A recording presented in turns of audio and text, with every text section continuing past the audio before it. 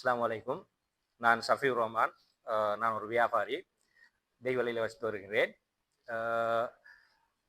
இந்த ஊடகவியலாளர் மாநாட்டை கூட்டியதற்கான காரணம், முஸ்லீம் சமுதாயத்தினுடைய வக்ஃபு சொத்துக்கள் பாதுகாக்கப்பட வேண்டும் என்ற நோக்கும், அதனுடைய முஸ்லீம் சமய கலாச்சார அலுவலர் அமைச்சின் வேலைகளில் ஏற்படுகின்ற குறைபாடுகளும், அதனால் ஏற்படுகின்ற அவர்களினால் ஏற்படுகின்ற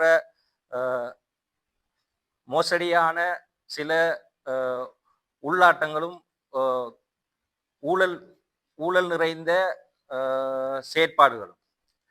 அது மட்டுமல்லாமல் தற்போது நான் பேச எடுத்துக்கொண்ட விடயம் என்னவென்று சொன்னால், தெய்வலை அத்தபத்து மாவட்டத்தில் அமைந்திருக்கின்ற பாபக்கர் பள்ளிவாசல். இந்த பாபக்கர் பள்ளிவாசல் சவுதி அரேபியா நாட்டைச் சேர்ந்த உமர் சாலி பாபக்கர் என்கின்ற நபரினால் இந்த பாபக்கர் பள்ளிவாசல் வாங்கப்பட்டு இந்த தெய்வலை மாநகர சபையிலே இது பதிவு செய்யப்படுகின்றது. பள்ளிவாசலும் மதரசாவும் என்ற அடிப்படையிலே இது தெய்வலை பிரதேசத்தினுடைய மாநகர சபையிலே பதிவு செய்யப்படுகிறது. இது அந்த தினத்திலிருந்து, பதிவு செய்யப்பட்ட தினத்திலிருந்து பொதுமக்களுடைய ஒரு சொத்து. அதாவது முஸ்லிம் அல்லாத பொதுமக்களுடைய பள்ளி, பன்சல் அந்த சட்டங்களுக்கு அமைவாக பதிவு செய்யப்பட்டு, இதனுடைய தீர்வுகள், இதனுடைய வரிகள், வரிப்பணங்கள் எல்லாம் சீரோவாக்கப்பட்டிருக்கிறது. அது மட்டும் இல்லாமல் இந்த பள்ளி சம்பந்தமாக இந்த பள்ளியினுடைய ரிஜிஸ்ட்ரேஷன் சம்பந்தமாக நான் 2018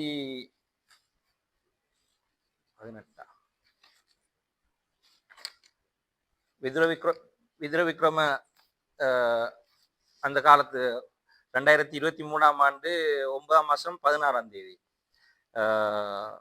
விக்ரம நாயக்க பாராளுமன்ற முன்னாள் கலாச்சார அமைச்சர் அவர்களுடைய அறிவுறுத்தலின் பேரிலே இந்த பள்ளிவாசலை ரிஜிஸ்டர் பண்ணுவதற்காக அக்காலத்தில் இருந்த ஜெயினுல்லாப்தீன் முகமது ஃபைசால் என்பவருக்கு விதுர விக்ரமநாயக்க அவர்களுக்கு நான் விடுத்த வேண்டுகோளுக்கு இணங்க அவர் இந்த பள்ளிவாசலை பதிவு செய்யுமாறு வேண்டுகின்றார். 2019ஆம் ஆண்டு அந்த ஜஹரான் குண்டுவெடிப்பு பிறகு நிப்பாட்டி வைக்கப்பட்டிருந்த பள்ளிவாசல் பதிவு எல்லாம் இந்த கடிதத்தின் மூலமாக அவர் தெரிவித்துக் கொள்றார். இந்த பள்ளிவாசலை நிப்பாட்டுறது, இந்த பள்ளிவாசலை விற்கிறதுக்கு முனைகிறதாகவும், இந்த பள்ளிவாசல்ல நான் ஒரு பள்ளிவாசல தொழுது கொண்டிருந்த டைம்ல இந்த நேரமும் பிரச்சனை, என்ன பிரச்சனைன்னு சொல்லி கேட்டதுக்கு, இந்த பள்ளிவாசல் ரிஜிஸ்டர் பண்றதுக்கு விடுறாங்க இல்லை ஒரு பாட்டி சொல்றாங்க ரிஜிஸ்டர் பண்றதுக்கு விடுங்கன்னு சொல்லி.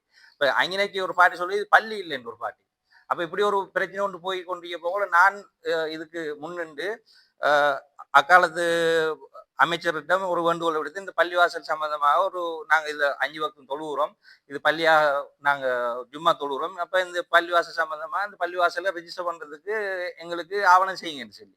அப்போ அவர் உடனடியாக கட்டளையிடுறார், இந்த அமேஸுங்கிற ஒரு நிறுவனம் இந்த பள்ளிவாசலை விற்க போறதாகவும், அது சம்பந்தமாக விசாரணைகளை மேற்கொண்டு இதற்குரிய தீர்வுகளை கொடுக்குமாறும் அப்ப இருந்த டிரெக்டருக்கு கடிதம் எழுதுறார். அப்ப அந்த கடிதத்தை முன்னிறுத்தி அந்த டைம்ல போன வழக்கொண்டுக்கும் அந்த கடிதத்தினூடாக மினிஸ்டர் பதிலளிக்கிறார், இதை நாங்கள் பள்ளிவாசல பதிவு செஞ்சு கொடுக்குறோம்னு சொல்லி.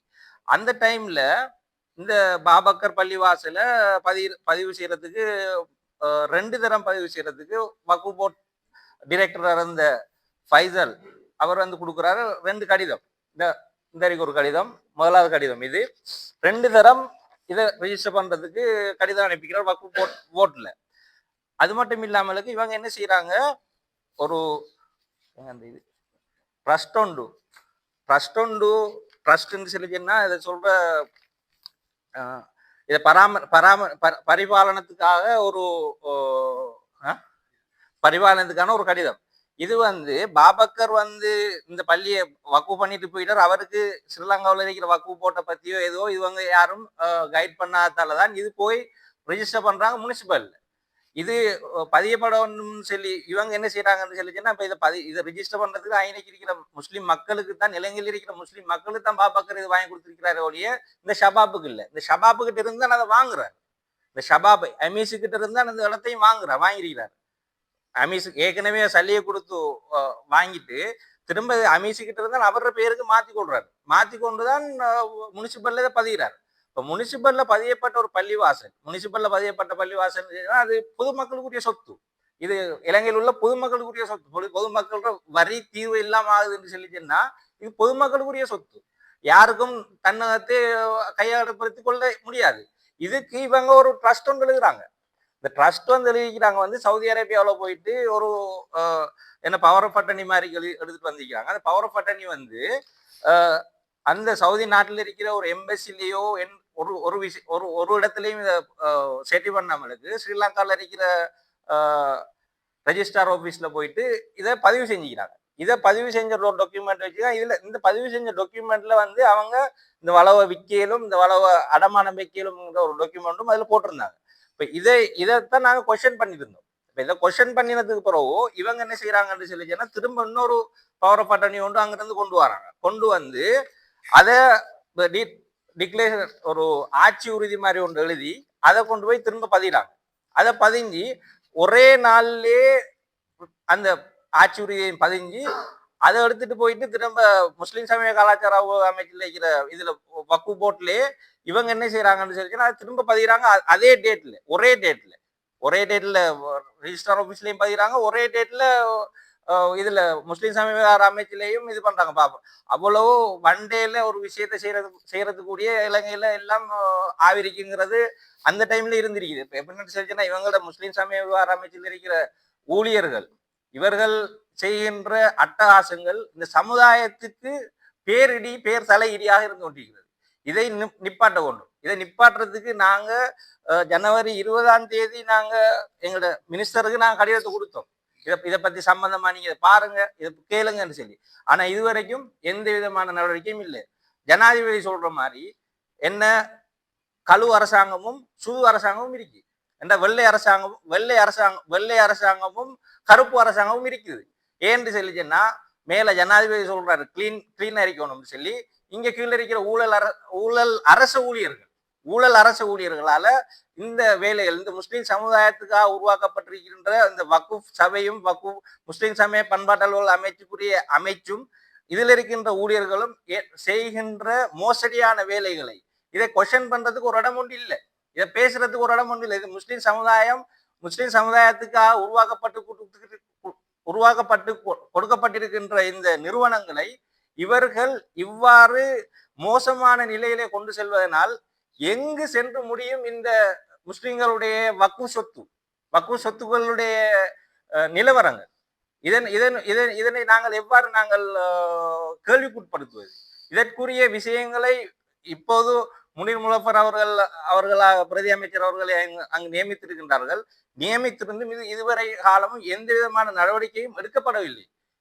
இது சம்பந்தமாக அங்கு இருக்கின்ற உதவி அத்தியட்சகர் அன்றும் அவர் தான் இருக்கிறார், இன்றைக்கும் அவர் தான் இருக்கிறார். அவர் என்னன்னு சொல்லிச்சுன்னா இந்த பாபக்கர் பள்ளிவாசல் சம்பந்தமா நாங்க டிரெக்டரோட போய் பேச போகல அவர் சொல்றாரு என்னன்னு சொல்லி சொன்னா இதுல பயில் ஒன்று இல்லை, இது வந்து பிரைவேட் காணி, இது பள்ளிவாசல் இல்லை என்று சொல்லிக்கொண்டே இருக்கிறார் உதவி அத்தியட்சகர். அந்த உதவி அத்தியட்சகர் இன்றைக்கும் இருந்து கொண்டிருக்கிறார். என்ன விஷயங்கள் நடந்தாலும் அவர்கிட்ட போனிச்சுன்னு சொல்லிச்சுன்னா அங்க வேலை நடக்காது, எல்லாம் ஸ்டாப் ஆகும். எல்லாத்தையும் அப்படித்தான் இந்த விஷயங்களை நடத்தி கொண்டிருக்கிறாங்க. அது மட்டும் இல்லாமலுக்கு ரெண்டாவது விஷயம் இந்த எபனீசர் பள்ளிவாசல் சம்பந்தமா. எபனீசர் பள்ளிவாசல் நாங்கள் அறிய ஒரு ஆறு தட்டு ஒரு பள்ளிவாசல். அதுல 2 தட்டு தான் இப்போது பள்ளியாக இயங்கிக் கொண்டிருக்கின்றது. அதுல 2 தட்டு தான் பள்ளியாக இயங்கிக் கொண்டிருக்கின்றது. 2 தட்டு தான் பள்ளியாக இயங்கிக் கொண்டிருக்கின்றது. அது மட்டும் இல்லாமல் இன்று அதை வக்கு பண்ணிய நபரே திரும்ப ஆட்சி உறுதி ஒன்றை எழுதி கொண்டு அதிலே 4 தட்டு அவர்களுடைய சொந்த பிசினஸுக்காக பாய்ச்சி கொண்டிருக்கிறார்கள்.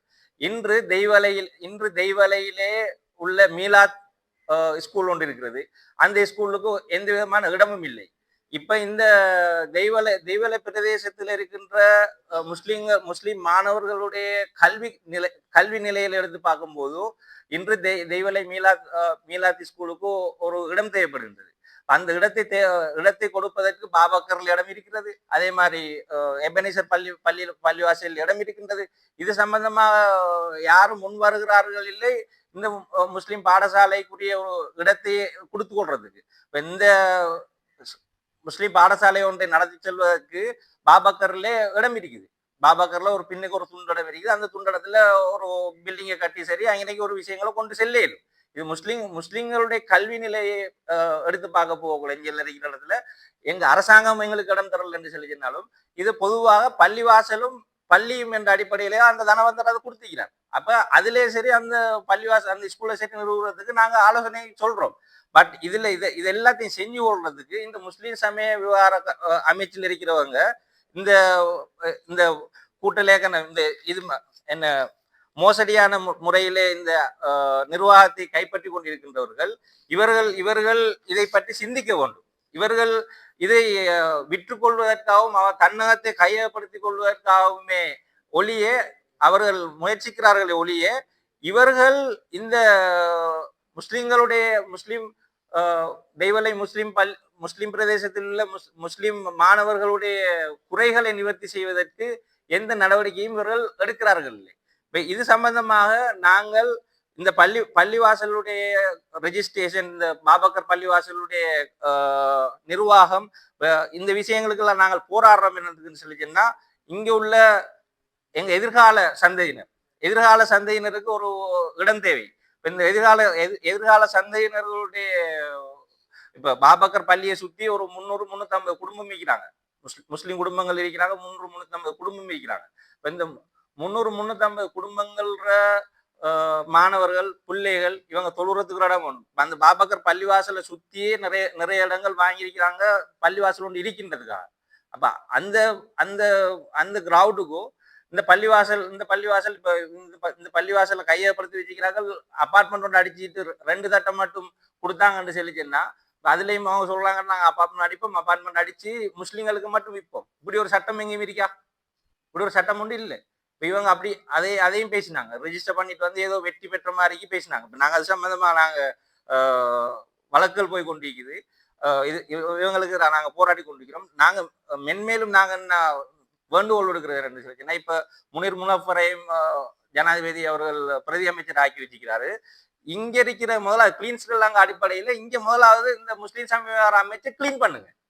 இதுல இருக்கிற வக்கு போர்ட்ல இருக்கிறவங்க வக்கு ட்ரைபுனல்ல இருக்கிற அரசியல் தலையீடுகளை நீக்குங்க. இதைத்தான் நாங்க சொல்ல வரோம். இதுல முதலாவது மிக முக்கியமான வேண்டுகோள் என்னன்னா இதுல அரசியல் தலையீடு மிச்சம் மும்முரமா இருக்குது. என்னன்னு சொல்லிச்சுன்னா பழைய நிர்வாகங்கள் பழைய முந்தின அரசியல் தலையீடுகளால வந்தவர்கள் இன்னமும் அதுல ஒட்டி கொண்டிருக்கிறாங்க. இன்னமும் அப்பி கொண்டிருக்கிறாங்க. அவங்களுடைய விஷயங்கள்ல இந்த அமைச்சர் புதிய அரசாங்கம் நடவடிக்கை எடுக்கும். வக்கு போர்ட்ல இருக்கிற நாங்க கொடுக்கப்பட்டிருக்கின்ற பதியப்பட்டிருக்கின்ற இந்த பள்ளிவாசல் இல்லைன்னு சொல்றாங்களுக்கு பள்ளிவாசல்ல பாரம் கொடுத்திருக்கிறாங்க. பள்ளியே இல்லைன்னு சொல்லி அபிடவிட் கோர்ட்ல அபிடவிட் பண்ணின ஆட்களுக்கு தான் பாபக்கர் பள்ளிவாசல கொடுத்திருக்கிறாங்க நிர்வாக சபையா. இதுவும் பெரிய ஒரு களவோட நேரடியா சம்பந்தப்பட்டவங்களுக்கு நாங்க டிரெக்டா வக்கு போர்ட்டுக்கு நாங்க முறைப்பாடு செஞ்சோம். பள்ளி இல்லைன்னு சொல்லி ஒரு கோர்ட்டுக்கு அபிடவிட் கொடுத்த ஆக்களை தான் நிர்வாக சபையா போட்டிக்கிறாங்க. இது சம்பந்தமாகவும் நாங்க அமைச்சர் அவர்களை இந்த கிளீன் ஸ்ரீலங்கா அடிப்படையில இந்த இவ்வளவையும் கிளீன் பண்ண சொல்லுங்க எங்களோட சமுதாயத்துக்கு தேவையான விஷயங்களை.